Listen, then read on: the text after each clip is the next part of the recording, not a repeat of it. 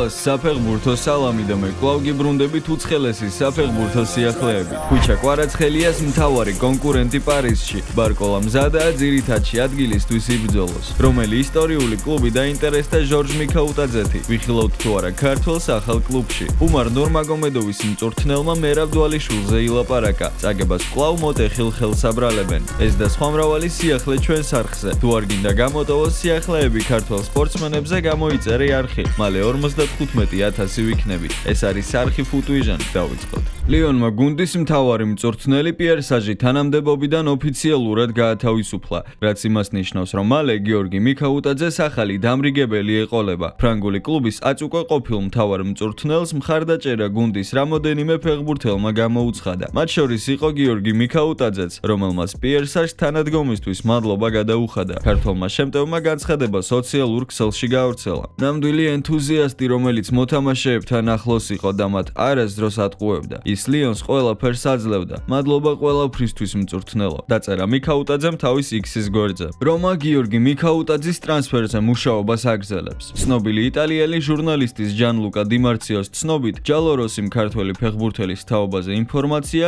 კიდევ ერთხელ გამოართვა. რომას ფორვარდის დამატება ელდორ შომუროდოვის წასვლის შემთხვევაში დასჭირდება, თუმცა ლიონს მიქაუტაძის სანაცვლოდ 30 მილიონი ევრო სურს, რისი გადახდაც რომაელებს არ უნდათ. ლიონის აწუկა ყოფილმა თავკაცმა პიერ საჟმა არაერთხელ განაცხადა, რომ სეზონის ბოლომდე მიქაუტაძე კლუბს არ დატოვებს, თუმცა ახალი მწვრთნელის მოსვლის შემდეგ სიტუაცია შესაძლოა შეიცვალოს. ცნობისთვის მიქაუტაძე ლიონს 2024 წელს მეციდან 18,5 მილიონ ევროს სანაცვლოდ შეუერთდა. მისი კონტრაქტი კი 2028 წლამდეა გათვლილი. მიმდინარე სეზონში მიქაუტაძეს ლიონის მაისურით 27 მატჩი აქვს ჩატარებული, მის ანგარიშზე 8 გოლი და 1 ასისტია. დაწერეთ კომენტარებში თქვენი მოსაზრება ამ ყველაფერთან დაკავშირებით. ღირს თუ არა გიორგი მიქაუტაძესთვის დატოვოს ლიონი და გადავიდეს სერია A-ში, კერძოდ კი რომაში. დღეს ევროპა ლიგის ფაზის ბოლო ტური გაიმართება. გიორგი მიქაუტაძის ლიონი ლუდოგორეთს უმასპინძლებს. მატჩის წინა პრესკონფერენციაზე მედიასთან მიქაუტაძემ ისაუბრა და ბევრ კითხვას გასცა პასუხი. რა თქმა უნდა, ამან ჩვენზე იმოქმედა.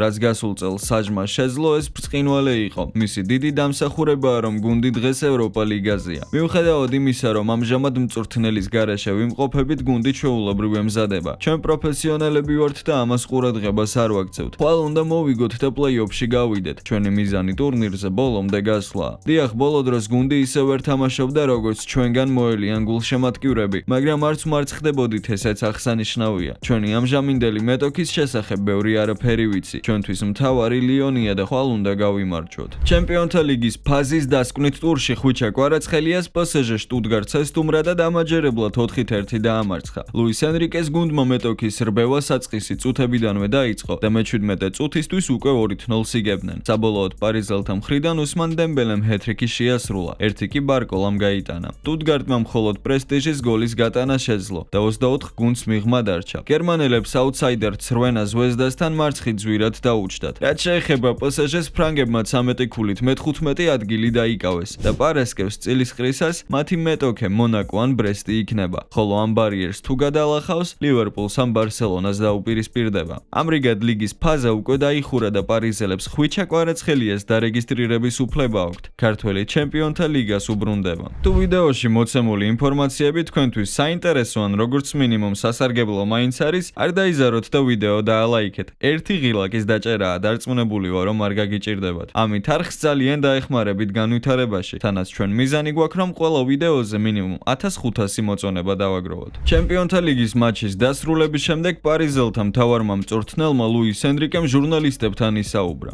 ძალიან ბედნიერი ვარ, წილისყრაში თავიდანვე არ გაგვიმართლა და ძლიერი მეტოქეები შეგვხვდა. სატურნირო ცხრილში საქმე კარგად არ მიდიოდა, მაგრამ ფიქრობ ქულების დაგროვებისთვის პირველივე თამაშიდან ვიბრძოდით. ჩვენ ეს მოვახერხეთ და მე ამით ბედნიერი ვარ. ვაქციე თუ არა დემბელე მთავარ ბომბარდირად? არა, ეს საფეხბურთო გუნდია და გოლი ნებისმიერმა შეიძლება გაიტანოს. ახლა ყველაზე მეტი მას გააქვს, მაგრამ მომავალში გოლებს კვარაცხელია, რამუში და დანარჩენებიც გაიტანენ. ბრესტი თუ მონაკო, ნებისმიერისთვის მზად ვართ. მთავარი თემა: ბარკოლა თუ კვარაცხელია. გავლენიანი ფრანგული გამოცემა ლეეკვიპი პარი სენ-ჟერმენში ხვიჩა კვარაცხელიას ტრანსფერზე და მასა და ბრედლი ბარკოლას შორის კონკურენციაზე წერს. გამოცემის ცნობით ბარკოლა დარწმუნებულია, რომ ძირითადში ადგილს შეინარჩუნებს და თავის სათადარიგოთა სკამზე ვერ წარმოუდგენია. ბრედლი ბარკოლა არ თვლის, რომ ხვიჩა კვარაცხელიას შეძენა კლუბში მის პოზიციებს ასუსტებს. ფრანგი შემტევი აცნობიერებს, რომ ისეთ დიდ კლუბში, როგორიც პარი სენ-ჟერმენია, კონკურენცია და ასეთი გამოწვევები ყოველთვის იქნება. შესაბამისად, ბრედლი მოტივირებულია, იცის რაც უნდა გააკეთოს და მზადაა ძირითად შემადგენლობაში ადგილისთვის იბრძოლოს. გარდა ამისა, ბარკოლა ენდობა ლუის ენრიკეს მიდგომებს და სჯერა, რომ ესპანელი სპეციალისტი ყველა გადაწყვეტილებას ფეხბურთელების ამჟამინდელი ფორმის გათვალისწინებით მიიღებს. ბარკოლა ხელწამოსაკრავი ნამდვილად არაა.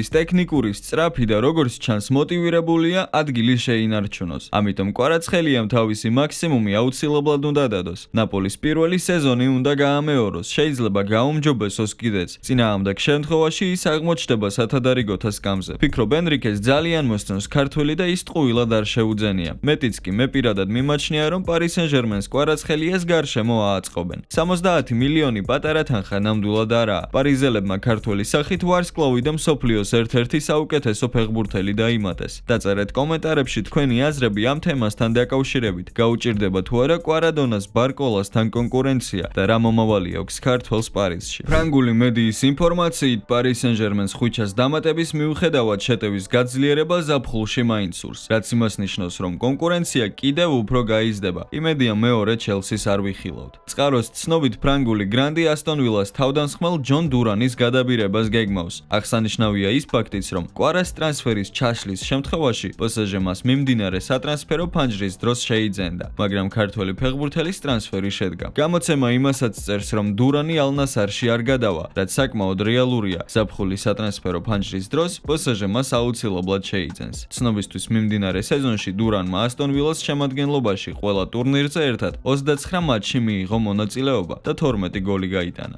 უმარ ნურმაგომედოვის მწვრთნელმა ხავიერ მენდესმა თავის პოდკასტში მერაბ დვალიშვილთან ბრძოლაზე ისაუბრა და განაცხადა, რომ უმარმა ჩხუბი მოტეხილი ხელის გამო წააგო. მერაბს მსოფლიოში საუკეთესო გამძლეობა აქვს. ის კარდიოს მანქანაა, კურდღელი ენერჯაიზერის რეკლამიდან. რა თქმა უნდა, ამისთვის მზად ვიყავით და პირველი 2 რაუნდი გეგმის მიხედვით წარიმართა. პირველი რაუნდის შემდეგ უმარს ვუთხარი, რომ მერაბის მიწაზე გადაყვანას ნუცდილობდა, რადგან იქ ძალიან ძლიერი იყო. უმარი მის დაშლას ცდილობდა და როდესაც ძლიერ დარტყმებს გაყენებენ, ბუნებრივია შენი ძალა თანდათან იშლება, მაგრამ კიდევ უფრო უარესი ის იყო, რომ უმარმა ხელი პირველივე რაუნდში მოიტეხა და ეს მხოლოდ ბრძოლის შემდეგ გავიგეთ. მერაბი ამ თეიქდაუნებს მხოლოდ იმის გამო აკეთებდა, რომ უმარს ხელი ქონდა მოტეხილი. ასეთ მდგომარეობაში ბუნებრივია, რომ თეიქდაუნებისგან თავის დაცვა გაგიჭირდება. ჩემი აზრით, ადამიანს უნდა შეგეძლოს შეგუება მარცხთან, შემდეგ გაძლიერება და დამტკიცება იმის, რომ შენ მართლა რაღაცა ღირ ხარ. ამ შემთხვევაში მერაბმა გადაუარა უმარს და მგონია, რომ არ იქნებოდა ურიგო, თუ დაღესტნელები ამას შეეგუებოდნენ და უბრალოდ გააგრძელებდნენ თავიანთ კარიერას. დაწერეთ კომენტარებში თქვენი აზრები ამ თემასთან დაკავშირებით. დღეისთვის კი სულ ეს იყო და იმედია ვიდეო მოგეწონათ. წინ ძალიან ბევრი ცხელი ამბავი გველოდება, ამიტომ გამოიწერე არხი და არ გამოტოვო არც ერთი. მე კი ამით დაგემშვიდობებით და აბა,